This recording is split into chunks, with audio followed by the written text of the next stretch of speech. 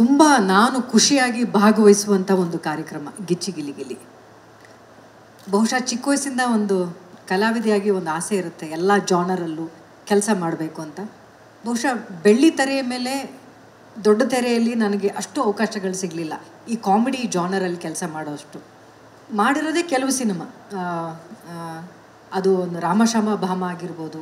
ಈ ಥರ ಕೆಲವು ಸಿನಿಮಾಗಳಲ್ಲಿ ನಾನು ಹ್ಯೂಮರಸ್ ಪಾತ್ರ ಮಾಡಿದಾಗ ನಾನು ಈ ಹಿಂದೆ ಮಾಡಿದಷ್ಟು ಅಷ್ಟೂ ಸಿನಿಮಾಗಳಲ್ಲಿ ಏನು ಹೆಸರು ಗಳಿಸಿದ್ನೋ ಅಷ್ಟು ಹೆಸರನ್ನ ಹ್ಯೂಮರ್ ಅಂತ ಅನ್ನೋ ಒಂದು ಜಾನರಲ್ಲಿ ಮಾಡಿರುವಂಥ ಸಿನಿಮಾಗಳು ನನಗೆ ಹೆಸರು ತಂದುಕೊಡ್ತಾ ಇತ್ತು.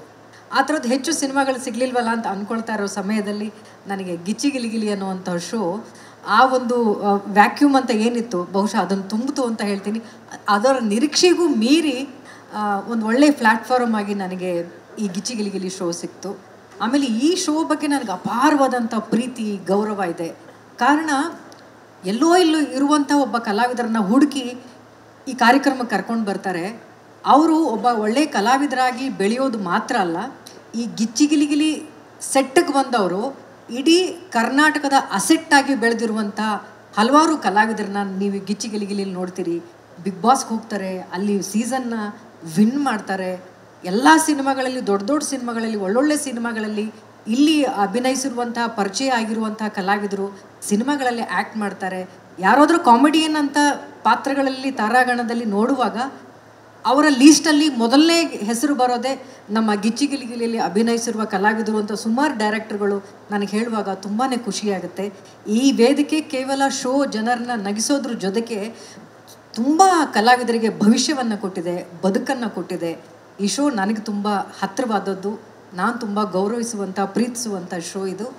ಈ ಸೀಸನ್ 3 ಇನ್ನಷ್ಟು ನಿರೀಕ್ಷೆ ಹೆಚ್ಚಾಗಿದೆ.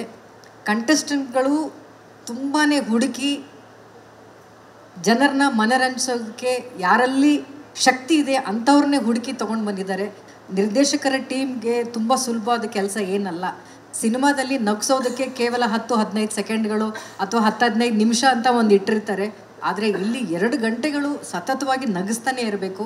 ಅದನ್ನು ಡೈರೆಕ್ಷನ್ ಟೀಮ್ ಅವರು ಅತ್ಯಂತ ಬ್ಯೂಟಿಫುಲ್ ಟೀಮ್ ಆಗಿ ಇದನ್ನು ನಿಭಾಯಿಸ್ಕೊಂಡು ಬರ್ತಾ ಇದ್ದಾರೆ.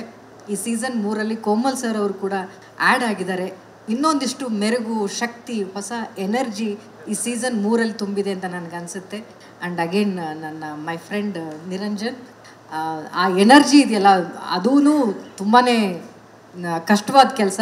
ಅದನ್ನು ತುಂಬ ಸಹಜವಾಗಿ ಎನರ್ಜಿಯಿಂದ ತೊಗೊಂಡು ಹೋಗುವಂಥದ್ದು ಸಾಧು ಸರ್ ಆಗಿರ್ಬೋದು, ನಮ್ಮ ಪ್ರೊಡ್ಯೂಸರ್ ಆಗಿರ್ಬೋದು, ಅಲ್ಲಿ ನೋಡುವಂಥ ಎಲ್ಲ ಕಲರ್ಸ್ನಲ್ಲಿ ನೋಡುವಂಥ ಎಲ್ಲ ಕಲರ್ಸ್ಗೆ ಅವ್ರದ್ದು ಕೂಡ ಸಾಕಷ್ಟು ಕೊಡುಗೆ ಇದೆ. ನಿರ್ಮಾಪಕರು, ನಿರ್ದೇಶಕರು, ಇಲ್ಲಿರುವಂಥ ಜಡ್ಜಸ್ಗಳು, ಕಂಟೆಸ್ಟೆಂಟ್ಸ್ಗಳು ಎಲ್ಲರಿಗೂ ಒಳ್ಳೆಯದಾಗಲಿ ಅಂತ ಹೇಳ್ತಾ, ಈ ಸೀಸನ್ ಎಲ್ಲ ಸೀಸನ್ಗಿಂತಲೂ ಹೆಚ್ಚು ಜನಪ್ರಿಯತೆ ಗಳಿಸುತ್ತೆ ಅನ್ನುವ ನಂಬಿಕೆ ಇದೆ. ಅದಕ್ಕೆ ನಿಮ್ಮೆಲ್ಲರ ಸಹಕಾರ ಇರಲಿ ಅಂತ ಕೇಳ್ಕೊಳ್ತೀನಿ. ನಮಸ್ಕಾರ.